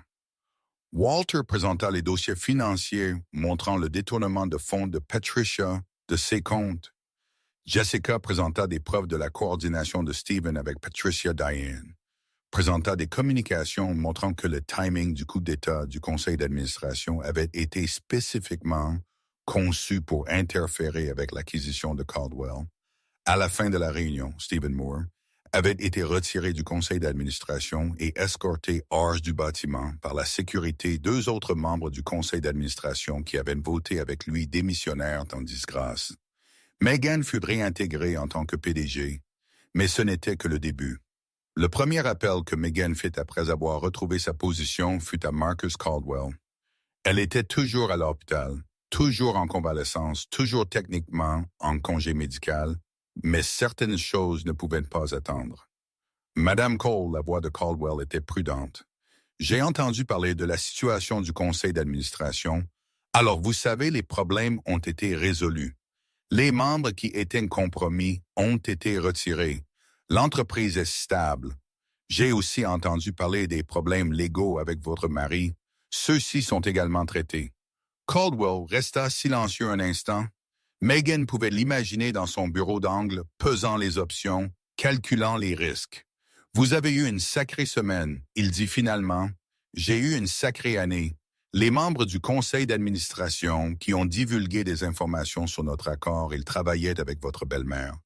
Oui, elle planifie cela depuis près de 3 ans, a utilisé son frère pour infiltrer mon entreprise, a utilisé son beau-fils pour attaquer ma crédibilité, a utilisé ses relations pour essayer de détruire tout ce que j'ai construit, et vous les avez arrêtés. Je les arrête. Le travail n'est pas encore terminé. Une autre pause plus longue. Cette fois, Mme Cole Caldwell dit « Je suis en affaires depuis 50 ans. J'ai vu des opéras hostiles, de l'espionnage d'entreprise, des querelles familiales qui font passer les vôtres pour un désaccord mineur. Mais je n'ai jamais vu quelqu'un riposter depuis un lit d'hôpital le lendemain de l'accouchement. Je n'avais pas le choix. Ma fille a besoin d'une mère qui ne se rend pas. Non, Caldwell acquiesça, elle n'en a pas. Voici ce que je vais faire. Je passe outre la recommandation de mon conseil. L'acquisition se déroule comme prévu, mais j'ai une condition nommée là. Vous revenez en tant que PDG à plein temps. Une fois que vous vous êtes remise, je n'achète pas NextGen sans la personne qui l'a construite. » Meghan sentit quelque chose bouger dans sa poitrine, soulagement, vindication. La connaissance que tout ce qu'elle avait sacrifié n'était pas en vain. « J'accepte, » elle dit bien, clôturons. Cet accord, l'acquisition fut finalisée le vendredi 2, il y a eu 2 milliards de dollars. La participation personnelle de Meghan, 891 millions après impôts et versements. Elle signa les documents depuis son lit d'hôpital avec Emma dormant dans un porte-bébé. À côté d'elle, Diane était là. Jessica était là. Walter était assis dans le coin, regardant silencieusement quelque chose comme de la fierté sur son visage buriné. « Vous l'avez fait, Diane, dit contre tout, vous l'avez réellement fait, nous l'avons fait. » Meghan corrigea, « Je n'aurais pas pu survivre à cela sans vous tous. » Maintenant vient la partie difficile, Jessica dit. « Qu'est-ce qui est plus difficile que cela décider? Quoi faire de Tyler et Patricia? Ils font face à de graves accusations. Si nous allons de l'avant, conspiration, fraude par jour. Patricia seule pourrait obtenir 10 à 15 ans. » Bien, Meghan dit. Laissez-les pourrir, mais il y a une complication. Jessica continua à les poursuivre dans toute la mesure signifie un procès très public. Chaque détail de votre mariage sera examiné. Chaque email, chaque dispute, chaque moment privé. Emma grandira avec tout cela documenté dans les dossiers judiciaires. Meghan regarda sa fille si petite, si innocente, déjà marquée par un drame familial qu'elle n'avait pas demandé et auquel elle ne pouvait échapper. Quelles sont mes options? Vous pouvez pousser à des poursuites complètes et laisser les tribunaux décider de leur sort, ou vous pouvez offrir un accord des accusations réduites, pas de peine de prison, mais une admission publique de culpabilité, une restitution complète de vos frais juridiques et une ordonnance restrictive permanente les éloignant de vous et d'Emma. Si j'accepte l'accord, ils s'en tirent. Ils ne s'en tirent avec rien. Walter dit doucement. Tout le monde avait oublié qu'il était là. Patricia devra admettre publiquement et officiellement qu'elle a conspiré pour vous détruire. Cette admission la suivra partout, Aucun country club ne l'accueillera. Aucun conseil d'administration d'organisme de bienfaisance ne l'acceptera. La mort sociale pourrait être pire que la prison pour quelqu'un comme ma femme. Elle n'est plus votre femme. Jessica nota la voix de Walter. Était lourde, elle ne l'est pas. Le divorce a été finalisé hier. Megan étudia l'homme qui avait été son beau-père, qui avait cru sa femme plutôt qu'elle, qui était resté là pendant que son fils planifiait sa destruction, qui avait également tenu sa main pendant le travail coupé. Le cordon ombilical s'était assis à son chevet pendant qu'elle se rétablissait, avait témoigné contre sa propre famille pour la protéger. « Pourquoi l'avez-vous fait? » Elle demanda tout cela. « Pourquoi m'aider, moi, au lieu d'eux? » Walter resta silencieux un long moment, parce que ma première femme, la mère de Tyler, aurait eu honte de moi si je ne l'avais pas fait. Il dit finalement, elle a élevé notre fils pour qu'il soit meilleur que cela. Je l'ai trahi en ne voyant pas ce qu'il est devenu. Le moins que je puisse faire est de protéger la femme qu'il a trahie et l'enfant qui mérite mieux. Que voulez-vous que je fasse concernant Patricia? Walter rencontra ses yeux. Ce qui est juste va, ce qui est facile pour moi, pas ce qui est miséricordieux envers elle, ce qui est juste. Megan y pensa pendant 3 jours à tenir Emma, 3 jours à imaginer sa fille grandir, à chercher son propre nom sur Internet, à trouver des documents judiciaires et des articles de presse et toute la vilaine histoire de la guerre de ses parents. 3 jours à se demander quel genre d'exemple elle voulait donner. Le lundi, elle appela le procureur. « Je veux proposer un accord », elle dit. Patricia et Stephen plaident coupables. Admission publique de toutes les accusations, restitution complète de mes frais juridiques, ordre permanent de non-contact avec moi et ma fille. C'est indulgent, le procureur nota, étant donné ce qu'ils ont fait. Je sais, mais j'ai une fille maintenant. Je veux qu'elle grandisse en sachant que la force ne consiste pas à détruire ses ennemis. Elle consiste à choisir de ne pas le faire, même quand on le pourrait. La conférence de presse eut lieu de mercredi. Patricia Cole se tint devant les caméras dans un tailleur beige qui la rendait d'une manière ou d'une autre plus petite que Megan ne s'en souvenait. Son frère Stephen se tenait à côté d'elle, également diminué. « J'ai orchestré une campagne pour discréditer Megan Cole en utilisant des documents frauduleux et des attaques coordonnées contre sa réputation. » Patricia lut une déclaration préparée. Sa voix trembla légèrement. « J'ai fait cela par jalousie, avidité et un désir de contrôler le mariage de mon beau-fils. J'avais tort, Megan Cole est une femme remarquable et une mère exceptionnelle. Je suis profondément désolé pour le mal que j'ai causé. Les questions qui suivirent furent brutales. Les journalistes sentirent le sang et encerclèrent. En conséquence, Megan regardait de chez elle avec Emma dans ses bras. Elle ne ressentait rien qui ressemblât à de la satisfaction. La femme qui avait essayé de la détruire était publiquement humiliée, financièrement ruinée, socialement ostracisée. Son frère ne travaillerait plus jamais en affaires. Son beau-fils faisait face à ses propres conséquences. Mais la vengeance, Megan la prenait, avait un goût moins doux qu'elle ne l'avait imaginé. Ce qui avait un goût doux était la peau d'Emma contre la sienne, les sons doux que sa fille faisait en dormant, la connaissance que cette petite personne grandirait en sécurité, aimée, protégée. Cela valait plus que toute victoire sur des ennemis qui s'étaient déjà avérés. Petit, les procédures de divorce avancèrent rapidement. Après la confession publique de Patricia, l'influence de Tyler s'était évaporée du jour au lendemain. Le rapport psychiatrique fut officiellement discrédité. La demande de garde fut rejetée. La poursuite pour propriété matrimoniale fut retirée lorsque ses avocats réalisèrent que l'image de continuer serait catastrophique. Il demanda une réunion. Une dernière conversation avant que tout ne soit finalisé, contre l'avis de Jessica. Megan accepta.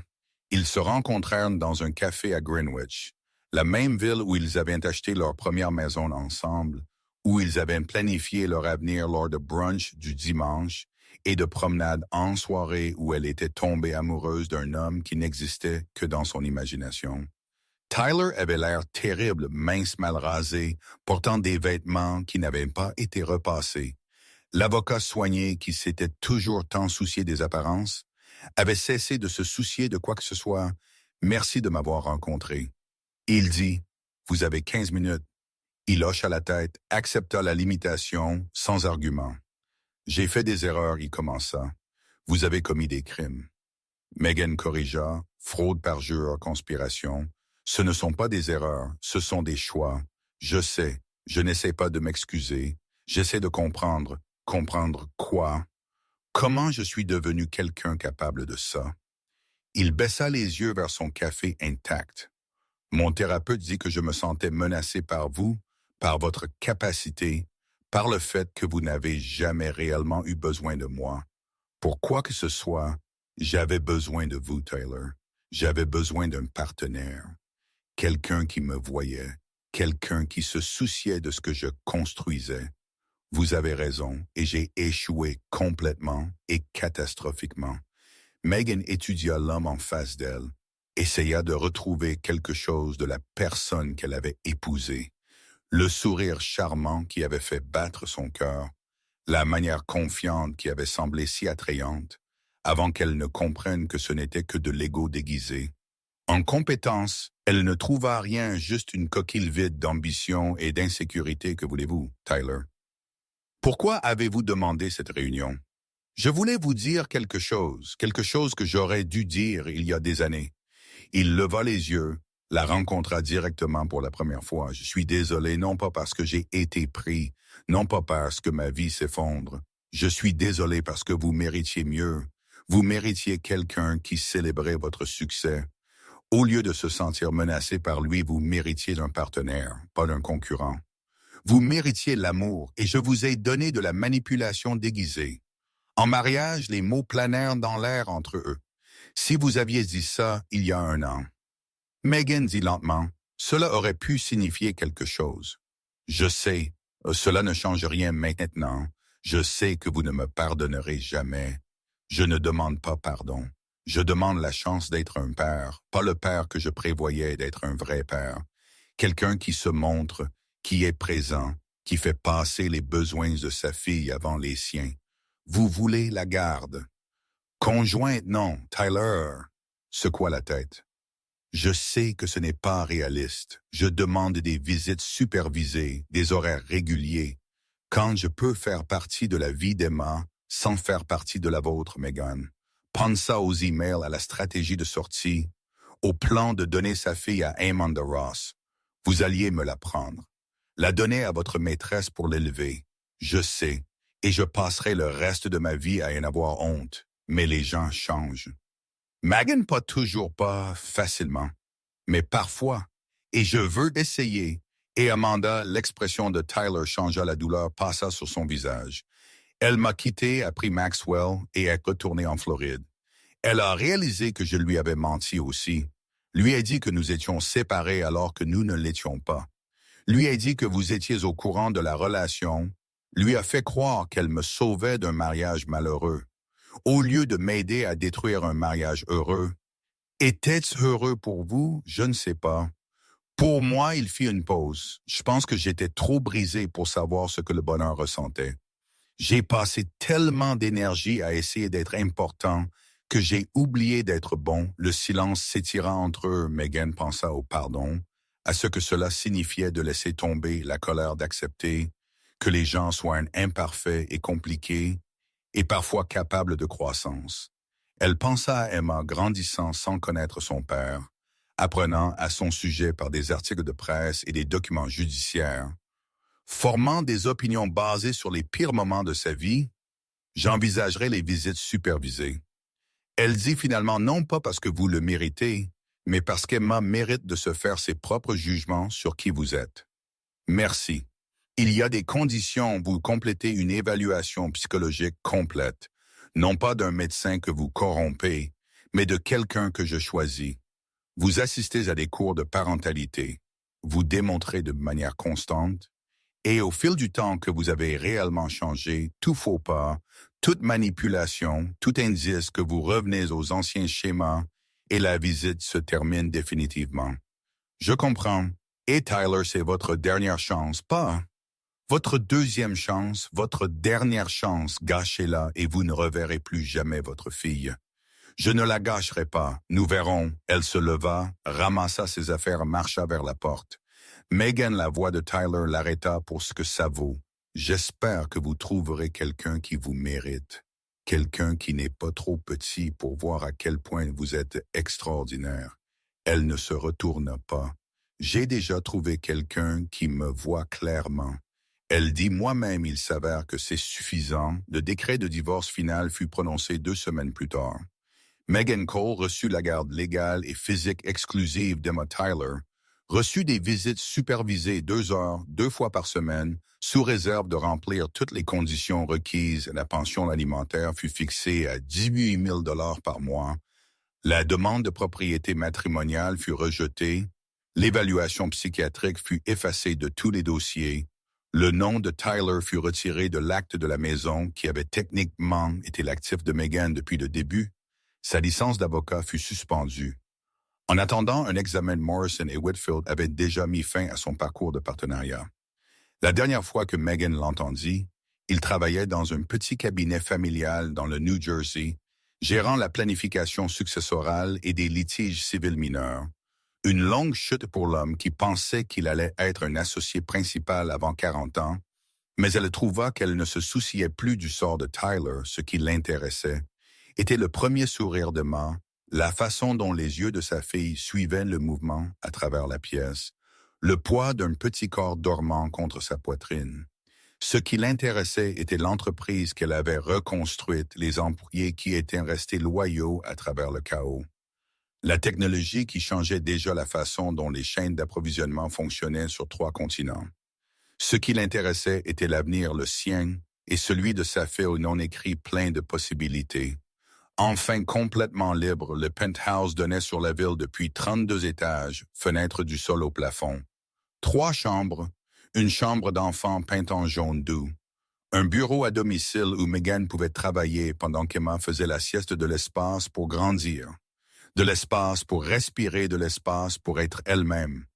Elle avait emménagé il y a 6 mois après avoir vendu la maison, qui contenait trop de souvenirs, a recommencé à zéro et construit une vie qui reflétait qui elle était réellement.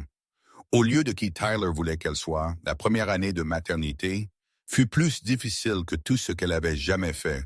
Plus difficile que de construire une entreprise à partir de rien, plus difficile que de se battre pour sa réputation, plus difficile que d'affronter des ennemis qui voulaient la détruire. Mais aussi plus gratifiante, Emma, à 1 an, était une force de la nature curieuse de tout têtu. Pour l'heure du coucher, obsédée par un éléphant en peluche nommé Gerald, formant déjà des mots, exprimant déjà des opinions, montrant déjà des signes de la forte volonté qu'elle avait héritée de ses 2 parents.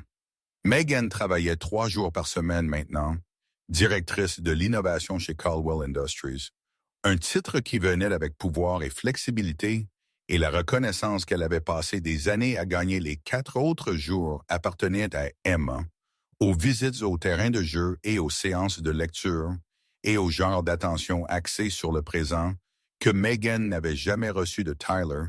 Elle apprenait lentement que l'équilibre était possible, que le succès ne nécessitait pas le sacrifice de tout le reste, qu'une femme pouvait construire des empires et élever des enfants, et avoir encore quelque chose pour elle-même. Jessica venait le mardi soir, elles avaient commencé un podcast ensemble, quelque chose qui avait commencé comme une blague et s'était transformé en un véritable public, des drapeaux rouges légaux dans les relations, 2 millions de téléchargements.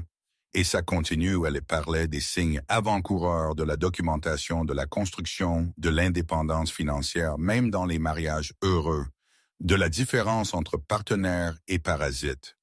Des lettres venaient de femmes qui se reconnaissaient dans les histoires des femmes qui avaient été gaslightées, manipulées, diminuées, des femmes qui avaient construit des choses en secret parce que les gens autour d'elles ne pouvaient pas gérer leur lumière.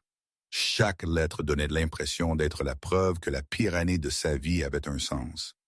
Diane prit sa retraite correctement. Cette fois déménagea dans le Vermont avec sa femme, passa ses journées à jardiner et à lire et à envoyer occasionnellement des mèmes terribles à Megan, qui n'avaient aucun sens pour les plus de 30 ans.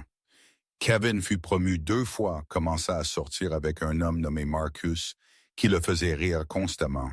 Adopta un chat de sauvetage dramatique nommé Patricia. ce qui était absolument une vengeance intentionnelle. Walter venait tous les dimanches pour le dîner. La relation avait évolué en quelque chose qu'aucun d'eux n'attendait pas. Exactement père et fille. Quelque chose de plus ressemblant à une famille choisie. Deux personnes liées par un traumatisme partagé et un respect mutuel et l'amour féroce qu'ils avaient tous les deux pour une petite fille qui appelait l'un d'eux grand-père et l'autre maman. Il avait recommencé à sortir avec quelqu'un timidement. Une professeure d'anglais à la retraite nommée Helen, qui avait des opinions sur tout et n'avait pas peur de les partager. L'opposé de Patricia, à tous égards. Megan approuva Tyler, respecta son calendrier de visite, se présenta régulièrement, resta sobre, termina la thérapie exigée par le tribunal. Il ne serait jamais le père que Megan souhaitait qu'il soit, mais il était devenu quelque chose d'adéquat. Et adéquat pour le bien-aimant, était suffisant quelque part dans le Vermont. Diane s'occupait de son jardin, lisait des romans policiers et vivait la retraite paisible qu'elle avait gagnée après des décennies de combats. Quelque part à New York, Walter emmenait Helen à l'ouverture d'un musée, ayant trouvé un amour inattendu à la suite de la trahison quelque part dans le New Jersey. Patricia Cole vivait dans un petit condominium dépouillé du statut social qui avait autrefois tout signifié pour elle. Sa confession la suivait partout. Le châtiment qu'elle craignait plus que la prison est ici à Cambridge. Megan Cole construisait la prochaine chose, non pas pour la vengeance, non pas pour la validation, pas même pour un héritage, bien que cela arrivait qu'elle le planifie ou non. Elle construisait parce que construire était ce qu'elle était, parce que la femme qui s'était cachée pendant 6 ans de mariage avait finalement cessé de se cacher, parce que sa fille regardait cette nuit-là après que la réception fut terminée et que l'auditorium se vida et que la dernière main fut serrée. Megan s'assit dans sa chambre d'hôtel et appela chez elle. La vidéo se connecta pour montrer le visage de Walter. Emma sautant en arrière-plan. Maman, la voix de sa fille était pure joie.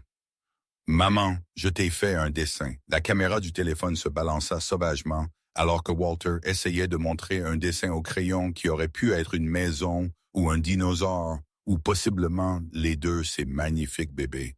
Je l'accrocherai à mon mur quand tu rentreras à la maison demain. Je serai là pour le petit déjeuner. Promets, promets, après avoir accroché. Megan regarda le ciel de Cambridge, une ville pleine d'étudiants qui changerait le monde, un avenir qu'elle a aidé à façonner.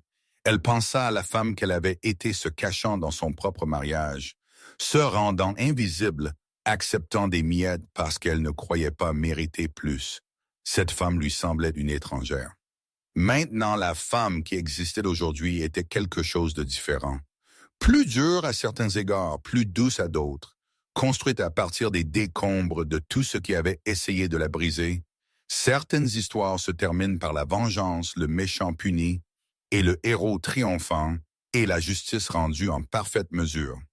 Cette histoire s'est terminée différemment. Elle s'est terminée avec une femme qui avait cessé d'avoir besoin que ses ennemis échouent pour savoir qu'elle avait réussi. Elle s'est terminée avec une fille qui grandirait en regardant sa mère prendre sa place sans complexe. Elle s'est terminée avec une bourse qui aiderait des milliers de jeunes femmes à construire des choses dont le monde ne savait pas encore qu'il avait besoin. Elle s'est terminée avec Megan Cole, étant finalement et complètement exactement qui elle était. Pas rien de tout. Et cela finalement valait plus que n'importe quelle somme d'argent, plus que n'importe quelle vindication, plus que n'importe quelle vengeance. Elle était libre et elle ne faisait que commencer maintenant, avant de plonger dans cette incroyable histoire. J'ai une petite demande si vous vous êtes déjà senti sous-estimé, si on vous a déjà fait sentir que vous n'étiez pas assez, si vous avez déjà construit quelque chose pendant que tout le monde doutait de vous. Laissez un commentaire ci-dessous. Racontez-moi votre histoire, je lis chacun d'eux. Et si cette vidéo résonne en vous, appuyez sur ce bouton d'abonnement et activez les notifications. Je partage des histoires comme celle-ci chaque semaine de vraies personnes, de vraies luttes, de vrais triomphes. Le genre d'histoire qui vous rappelle de quoi vous êtes capable. Partagez cela avec quelqu'un qui a besoin de l'entendre aujourd'hui. Quelqu'un qui se reconstruit. Quelqu'un qui a été renversé. Quelqu'un qui a besoin de se souvenir de son propre pouvoir. Maintenant, commençons. Déclaration de clôture. Ce contenu a été soigneusement recherché, développé et édité manuellement par notre équipe pour livrer des histoires significatives et de précieuses leçons de vie. Nous croyons que derrière chaque récit satisfaisant de justice et de rédemption, il y a une sagesse qui peut vous aider à naviguer vos propres défis. Merci d'avoir regardé et rappelez-vous, les gens qui vous sous-estiment vous rendent service. Ils dégagent le chemin pour que vous puissiez le parcourir.